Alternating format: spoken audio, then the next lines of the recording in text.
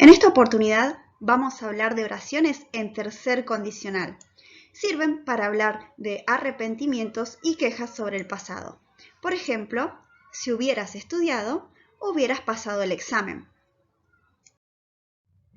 Vamos a ver cómo se forman estas oraciones tomando el ejemplo de la oración anterior. If you had studied, you would have passed the exam. Entonces, tenemos una oración en la que en la primera parte tenemos una condición, si hubieras estudiado, y en la segunda una consecuencia, hubieses pasado el examen. ¿Cómo se forman? Vamos con la condición primero. En la condición tengo que comenzar con if, que quiere decir sí, para introducir la condición. Luego debo indicar de quién hablo, you en este caso. Si vos, had, hubieras, studied, estudiado, a studied lo tengo que poner en participio, es decir, al verbo study lo tengo que poner en participio.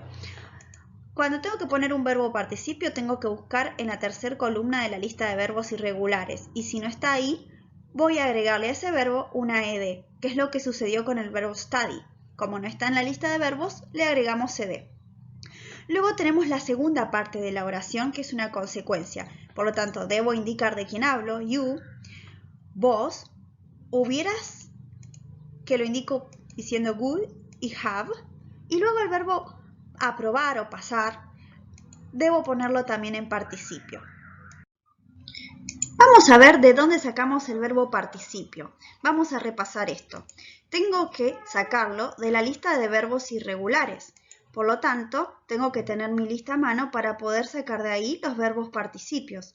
En primer lugar, lo primero que voy a hacer es mirar la primera columna de verbos y, por ejemplo, si yo quiero saber cómo es el participio del verbo wear, usar, voy a buscar el verbo wear en la primera columna.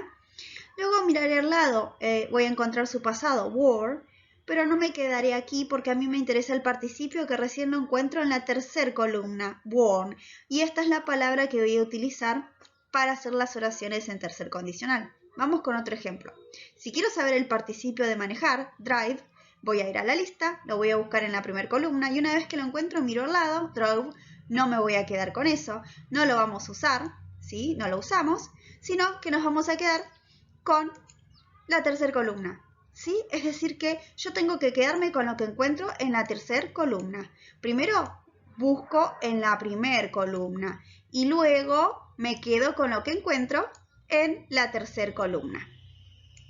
¿Qué pasa si busco un verbo en la lista y no lo encuentro? Por ejemplo, el verbo play no va a estar en la lista. Por lo tanto, en esos casos lo que tengo que hacer es agregar ed y así obtendré el participio. Por ejemplo, played. Vamos con otro ejemplo que tiene una parte en negativo. If he, si él, no hubiese, hadn't, worn, usado, the helmet, el casco. Es importante notar que acá estamos usando un negativo, si él no hubiese. ¿Sí? Para decir una condición en negativo usamos hadn't. Y después también es importante recordar que tenemos acá que usamos el participio usado, el participio de wear, usar, que lo sacamos de la tercera columna de la lista. Y luego, he would have hurt himself badly. Él se hubiese lastimado mucho. Recordemos que usamos el participio de hurt, que lo sacamos de la tercera columna de la lista. Vamos a ver un ejemplo en donde tenemos una condición y una consecuencia negativa. Por ejemplo, if he hadn't driven so fast, si él no hubiese conducido tan rápido, the police wouldn't have stopped him. La policía no lo hubiese parado. En este caso, tenemos en la condición una negación, si él no hubiera o no hubiese conducido tan rápido. Entonces la negación la vamos a introducir con hadn't. Es el had, pero en negativo. Y como en la consecuencia también tenemos una negación, esta es la consecuencia, la negación la vamos a presentar con wouldn't, es decir, a would lo ponemos en negativo. To sum up, en resumen, hay dos frases que están siempre en las oraciones de tercer condicional, que son had y would have.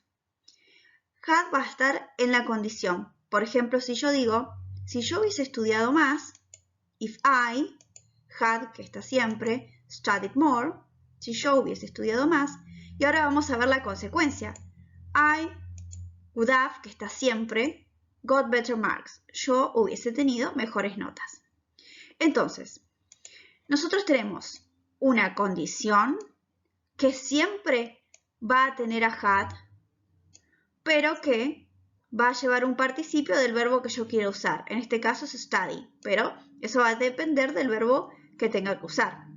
Y por otro lado, voy a tener una consecuencia donde siempre voy a encontrar la frase would have y va a tener que estar acompañada de un participio que va a depender del verbo que esté usando en ese momento. Eso es lo que va a cambiar. Es importante recordar que had puede aparecer con apóstrofe D porque esa es su abreviación. Y would también puede aparecer con apóstrofe D porque esa es su abreviación. Es lo mismo poner had que apóstrofe D y es lo mismo poner would que apóstrofe D. Eso es todo.